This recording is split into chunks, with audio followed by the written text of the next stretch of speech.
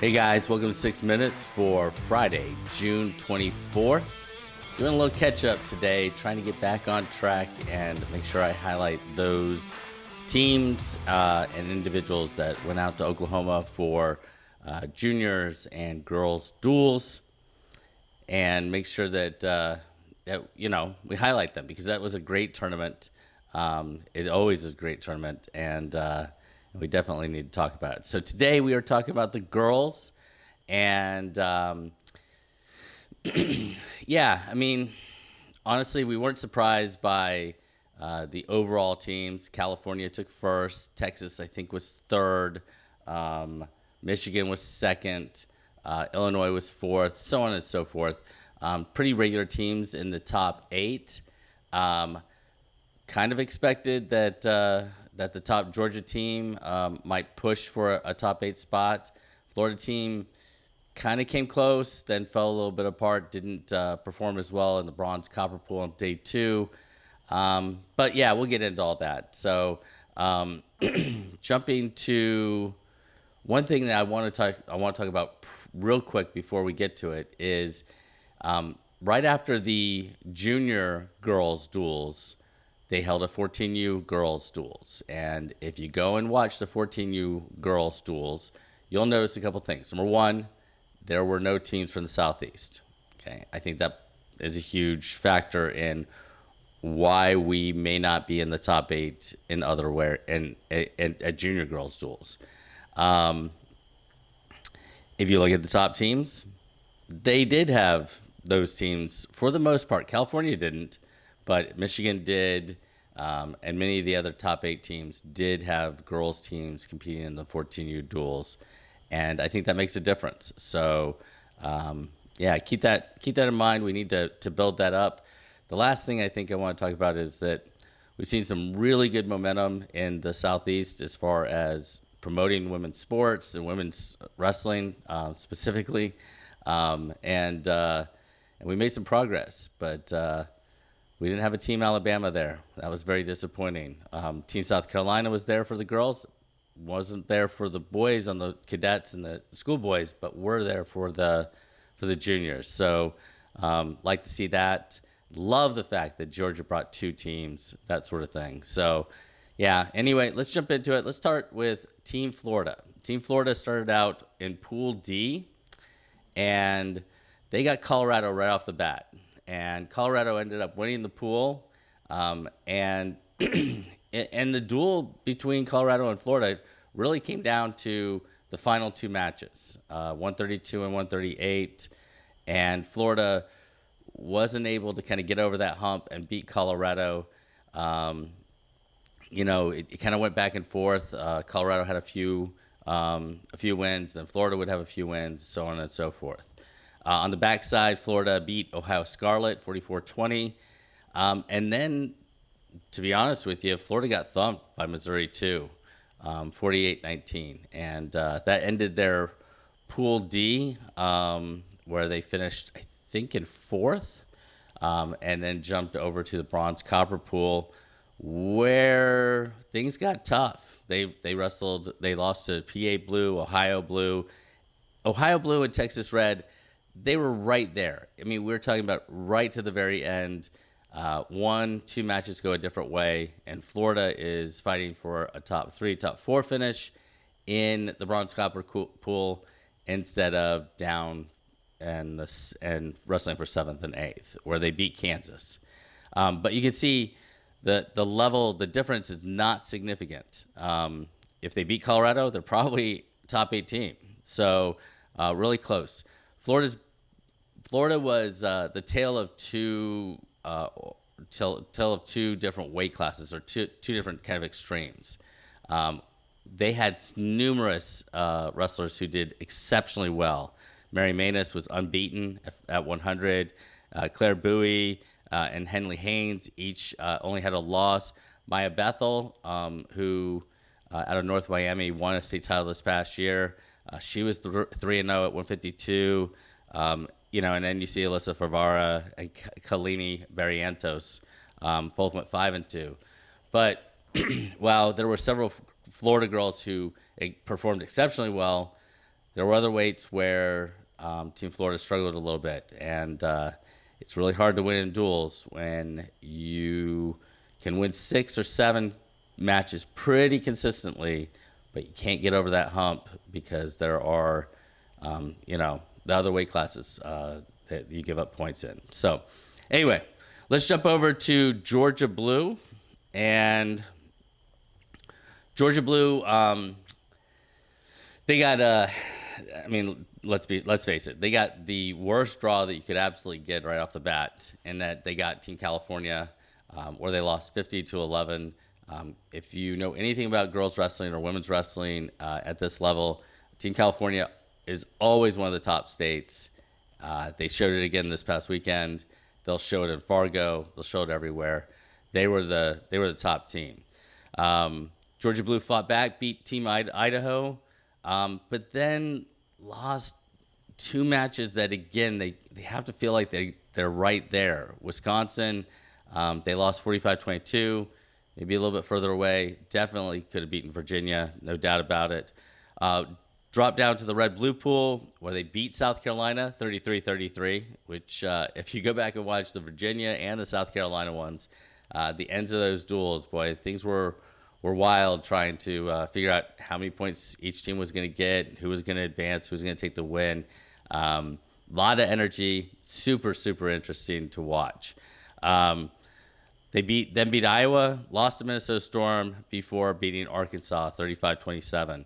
Again, Georgia Blue had not exactly the same issues as Team Florida, but again, we talk about the fact that you have some outstanding individuals who performed exceptionally well, and then you had some, not holes, but you had some weight classes where they took some losses, and they took some losses in some key areas in some very close duels that ended up being the difference. But a shout out to Genevieve Vaughn, who was 7-1 at 152, May Prado, who was 6-1 at 132, and then you can see Brooke French, Raven Cook, Lily Chavis, Isabel Redlinger, each had 5 or 6 wins with only 2 losses. The core of that Georgia group, I expect to do exceptionally well up in Fargo.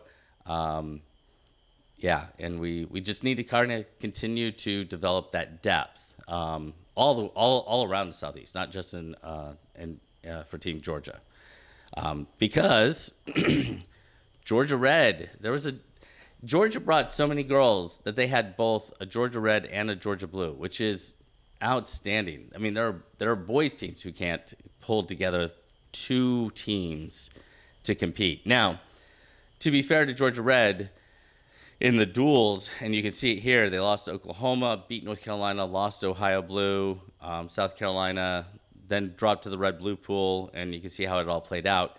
They did have a few forfeits, so it's tough at certain areas, but still, again, they had some really, really good performances. Artemis Eaton was 6-2 at 100 pounds, and then you see Lisa Glenn, Ferris Spencer, and Ariana Bacon. Each went 4-4 for the weekend. So fantastic opportunities for those girls to kind of see where they stand against the other top wrestlers in the country. Let's jump over to Team North Carolina now. And Team North Carolina, I think I said this in the preview, was missing many of their top girls. I know that Haley Misplay was a All-American last year. She wasn't on the team. Reagan Riddick, who I think she was just recovering from being injured, so she wasn't there. And that meant that there were quite a few new faces and several empty weight classes for Team North Carolina. And as you can see from the graphic, it showed. They really struggled in the dual competition, took losses to tons of teams, some really good teams in there, but tons of teams. Martha Dominguez went 3-1 at 117, probably the highlight of Team North Carolina. But yeah, it was a tough week. Good opportunity to get better, but a tough week for Team North Carolina. All right, Team South Carolina. Now, Team South Carolina is another perfect example of a team that has some absolute hammers. I mean, we're talking absolute hammers, maybe better hammers. Gotta be careful how I say that. Than at least more accomplished so far than the other teams I've talked about. Zoe Estrada is, I think she was second last year in Fargo. Caitlin Davis, Carolyn Gilstrap, Bella Hoffman, who was their Tricia Saunders Award winner. All of them had fantastic weekends. Emily Ryopel and Kennedy Johnson Washington also had really good weekends. But again, you don't win a duel with 5 or 6 individuals. You have to get, those other individuals. And you're going to see as we look above in Pool B, they lost to Ohio Blue 40-25. They beat North Dakota. And then they lost to Oklahoma 37-30 definitely in a duel that they were in. They could have beaten at least to get to the bronze copper pool. But they couldn't get over that hump, and it made a difference. They beat Georgia Red, and then down in the red-blue pool, they lost to Georgia Blue on criteria, which is really tough. They lost to Minnesota Storm, which was a really, really good team. Beat Iowa 31-30 before beating Georgia Red 42-26. Again, we're talking exceptionally close. We're really close to many of these teams making the top 8. We've got the hammers in certain weight classes. All we need to do is add a few more into that lineup, not give up falls, score points so we can get that 1 point on a loss, and you're talking about teams that should be in the hunt. We finished things up with Team Tennessee. Now, Team Tennessee is a little bit like Team North Carolina in that if you look through the list of teams or their roster, they were missing a few people. You didn't see Maggie Graham. You didn't see Genesis Gilmore. Genesis was a Fargo runner-up last year. Maggie was a Fargo All-American last year. They weren't on the squad. So as a result, Tennessee, at least day 1, they took it on the chin a little bit. Day 2, they dropped to the yellow-green pool. Again, took some losses. Beat Team North Carolina, who also had quite a few holes. But there was some good wrestling for Crescent, Asliana, and Riley Bennett. Each had 5 wins, which was fantastic. And Isabella Harris had 3 wins, 2 losses, up at 164/180. You can't win duels by giving up forfeits. And everybody knows that. We talk about it all the time. But that's really what it comes down to. That's what really hurt North Carolina. That's what really hurt Tennessee in these situations. Florida, Georgia, South Carolina, so close, yet weren't able to push over that hump.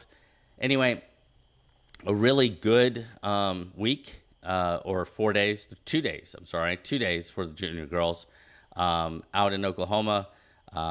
I think we have a really good sense of who's going to make a run for a spot on the podium in Fargo.